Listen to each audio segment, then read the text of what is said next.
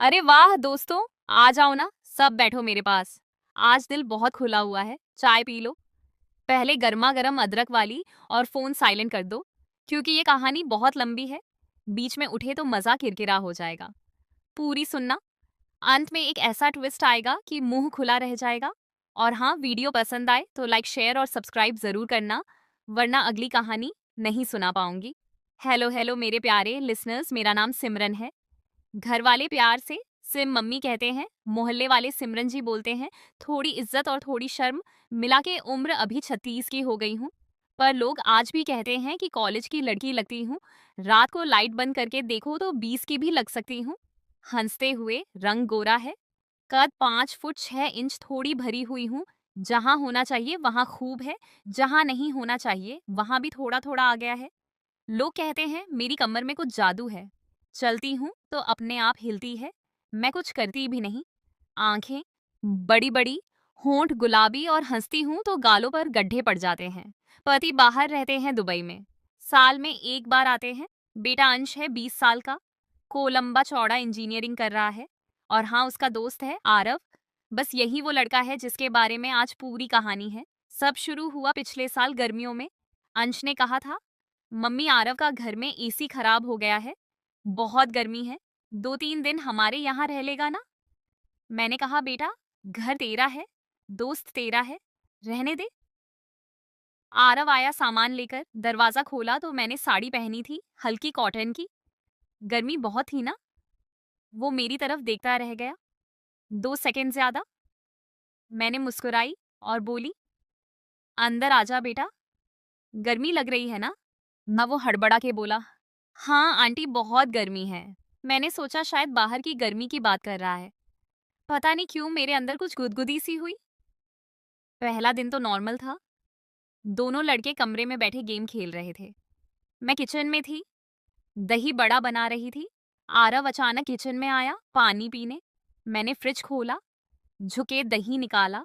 साड़ी का पल्लू थोड़ा सा सरका, पीठ दिख गई। मैंने महसूस किया वो पीछे खड़ा है और देख रहा है। मैंने सीधे होते हुए पल्लू ठीक किया और मुस्कुरा के बोली, क्या हुआ बेटा, कुछ चाहिए। वो लाल हो गया। नहीं आंटी, बस पानी। मैंने गिलास दिया। उंगली से उंगली छू गया उसका। मैंने कुछ नहीं कहा, पर दिल में हल्की सी हंसी आई कि लड़के आजकल कितने शर्माते हैं। रात को खाना खाया, तीनों साथ बैठे। अंश तो मोबाइल में घुसा था। आरव मेरी तरफ बार बार देख रहा था। मैंने लहजे से पूछा, क्या बात है आरव, खाने में नमक कम है क्या। वो बोला, नहीं आंटी, बहुत स्वादिष्ट है, आप बहुत अच्छा बनाती हैं। मैंने हंस के कहा, बस यही तारीफ चाहिए थी मुझे। अंश ने मजाक में कहा, मम्मी को तारीफ बहुत पसंद है, और मत करो वरना घमंड चढ़ जाएगा। तीनों हंसे। रात को सोने से पहले आरव ने कहा, गुड नाइट आंटी। मैंने भी कहा, गुड नाइट बेटा, मीठे सपने देखना। वो रुके बोला, आपके साथ सपने हमेशा मीठे ही आते हैं आंटी। मैं चौकी पर मुस्कुरा के कमरे में चली गई। दिल धक धक कर रहा था। क्या कहा इसने। अगले दिन सुबह मैं योगा कर रही थी लिविंग रूम में। टाइट कुर्ती और लेगिंग्स पहनी थी। आरव जल्दी उठ गया था। वो सोफे पर बैठ के मुझे देख रहा था। मैं शीर्षासन कर रही थी, मतलब सर के बल। लेगिंग्स थोड़ी ऊपर चढ़ गई थी। मैंने देखा वो घूर रहा है। मैं अचानक सीधी हुई और बोली, आरव, ये तुम भी योगा करो ना, बहुत फायदा है। वो बोला, आंटी आप सिखाएं तो मैं सीख लूं। मैंने हंस के कहा, चलो आज से तुम मेरे शिष्य बन जाओ। उस दिन से रोज सुबह वो मेरे साथ योगा करने लगा। कभी मैं उसका हाथ पकड़ के स्ट्रेच करवाती, कभी वो मेरी कमर पकड़ के सपोर्ट देता। स्पर्श बहुत था, पर हम दोनों कुछ नहीं बोलते थे, बस आंखें मिलती थीं और शर्म से झुक जाती थी। एक दिन मैंने नई साड़ी पहनी, लाल रंग की, बहुत पतली। आरव ने देखते ही कहा, आंटी आप आज तो लग रही हैं। मैंने पूछा, क्या। जी, वो बोला, बहुत खूबसूरत। मैंने शर्माते हुए कहा, बस कर पगले, मम्मी हूँ तेरी। वो बोला, दोस्त की मम्मी भी तो कोई होती है आंटी। उस दिन से वो मुझे कभी कभी सिम्मी भी बोलने लगा, जब अंश आसपास ना हो। मुझे बुरा नहीं लगता था, बल्कि अच्छा लगता था। धीरे धीरे बातें बढ़ने लगी। रात को अंश सो जाता तो हम दोनों किचन में चाय पीते। वो मेरे कंधे पर हाथ रख के कहता, आंटी आप अकेले बहुत रहती हैं, बोर नहीं होता।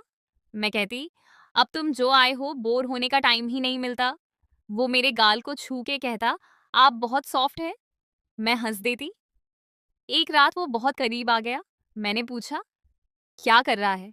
वो बोला, बस आपकी खुशबू सूंघ रहा हूँ। मैंने उसका हाथ पकड़ा और बोली, आरव हम गलत रास्ते पर हैं। वो बोला, बस थोड़ा सा तो चल ले आंटी, कोई देख नहीं रहा। मैंने उसका हाथ हटाया और धीरे से दिल कह रहा था, रुक जा। दिमाग कह रहा था, भाग। फिर एक शाम कुछ ऐसा हुआ कि सब बदल गया।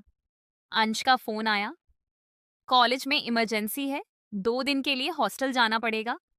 मैं उदास हो गई। आरव ने कहा, आंटी मैं तो हूं ना आपके साथ। उस रात हम दोनों अकेले थे घर में। खाना खाकर हम सोफे पर बैठे फिल्म देख रहे थे, पुरानी वाली दिल वाले दुल्हनिया ले जाएंगे। वो सीन आया जहां शाहरुख काजोल को गले लगाता है। आरव ने धीरे से मेरा हाथ पकड़ लिया। मैंने नहीं छुड़ाया। फिर उसने मेरा कंधा खींचा और मैं उसके कंधे पर सर रख दिया। उसकी धड़कन तेज थी। उसने मेरे बालों में उंगलियां फिरानी शुरू कर दी। मैंने आंखें बंद कर ली। फिर उसने मेरे कान में फुसफुसाया, सिम्मी मैं तुमसे। मैंने उसका मुंह बंद कर दिया। बोली, बस आरव अब बहुत हो गया। वो उठा और कमरे में चला गया। मैं रोने लगी। सारी रात सो नहीं पाई। सुबह वो उदास बैठा था। मैंने चाय दी और बोली, आरव कल जो हुआ वो गलत था। हम दोनों शादीशुदा रिश्ते में हैं। मतलब मैं शादीशुदा हूँ। तुम जल्दी करोगे? ये सब नहीं चलेगा। वो रोने लगा। बोला, आंटी मैं सच में आपसे प्यार करने लगा हूँ। मैंने कहा, प्यार नहीं बेटा, ये अट्रैक्शन है, उम्र का फर्क है, रिश्ते का फर्क। फिर मैंने उसे सब कुछ बताया कि मैंने जानबूझकर उसे पास आने दिया था क्योंकि मुझे भी अच्छा लग रहा था कि मैं अकेली थी। तारीफ सुनना अच्छा लगता था। पर अब डर लग रहा था कि कहीं अंश को पता चल गया तो क्या होगा। वो बोला, आंटी मैं कभी अंश को नहीं बताऊंगा। मैंने कहा, नहीं बेटा, अब से हम सिर्फ आंटी बेटे जैसे रहेंगे। उसके बाद सब नॉर्मल हो गया। वह मेरे सामने हाथ तक नहीं लगाता था, पर आंखों से बातें होती थीं। एक दिन मैं बीमार पड़ गई, बुखार बहुत तेज। अंश बाहर था। आरव ने पूरी रात मेरे सर पर पानी की पट्टी रखी, दवाई पिलाई, खाना बनाया। सुबह मैं ठीक हुई तो उसने कहा, आंटी मैं आपके लिए कुछ भी कर सकता हूँ। मैंने उसका माथा चूमा और बोली, तू मेरा दूसरा बेटा है। फिर एक दिन बहुत बड़ा झटका लगा। आरव के पापा का एक्सीडेंट हो गया। वो तुरंत घर चला गया। मैं बहुत रोई। 2 महीने बाद वह वापस आया, पर अब बहुत बदल चुका था। चुप चुप रहता था। एक शाम उसने मुझे बुलाया छत पर। बोला, आंटी एक आखिरी बात कहनी है। मैं डर गई। वो घुटनों पर बैठ गया और बोला, सिमरन जी मैं आपसे शादी करना चाहता हूँ। मैं हक्की बकी।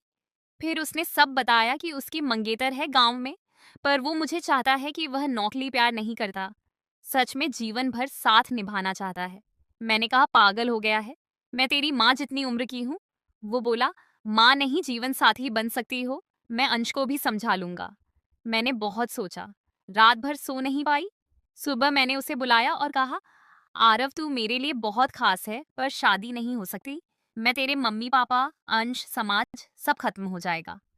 वो रोने लगा। मैंने उसे गले लगाया माँ की तरह। बोली, बेटा तू बहुत अच्छा लड़का है। कोई लड़की तुझे मिलेगी जो तेरी उम्र की हो, तुझे उतना ही प्यार दे। फिर आया वो दिन जिसने सब बदल दिया। अंश घर आया और बोला, मम्मी मुझे एक लड़की पसंद आई है। मैंने पूछा, कौन? उसने फोटो दिखाई।